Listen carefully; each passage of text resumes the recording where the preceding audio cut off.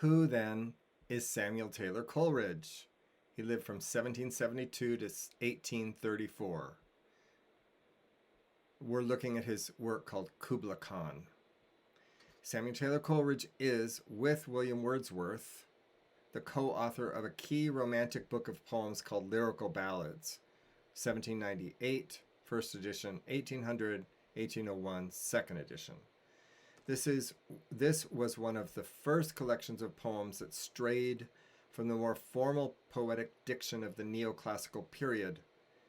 Poets of the period instead used everyday words that the average person could understand.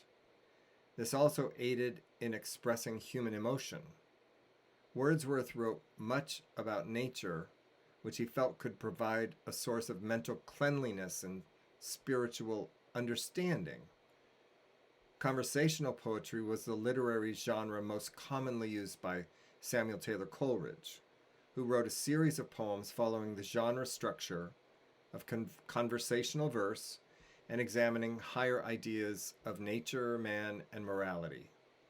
This poetry is written in blank verse and is extremely personal and intimate in nature, with much of the content based on the author's life. Coleridge had two sides. One was, quote, the greatest talker of his age, who would go on to a long public career as lay preacher, popular lecturer, social talker, improvisateur, and philosophical sage or guru. Contrasting this was Coleridge the loner, the massively prolific writer and reader, the solitary walker and dreamer.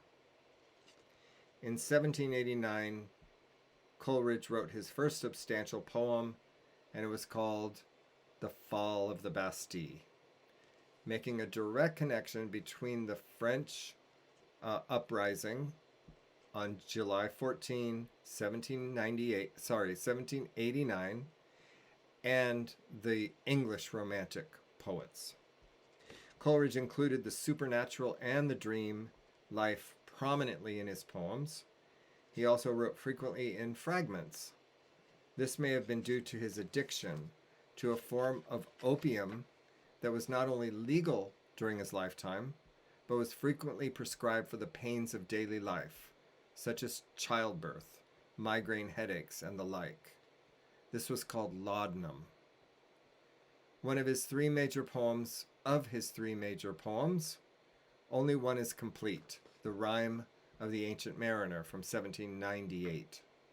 This poem tells the story of a sailor's journey and his experiences on the ship. The sailor is cursed by supernatural powers and is only able to return home when he appreciates the animals and nature around him. He's forced to wander the earth, sharing a story due to his earlier mistakes. His two other long-form poems are Christabel, 1816, and Kubla Khan, also 1816. According to Coleridge, Kubla Khan came to him in an opium-induced dream after reading a work about Chinese Emperor Kublai Khan. He was never able to finish the work. Its fragmentary nature became part of its literary allure. Couple of important quotes.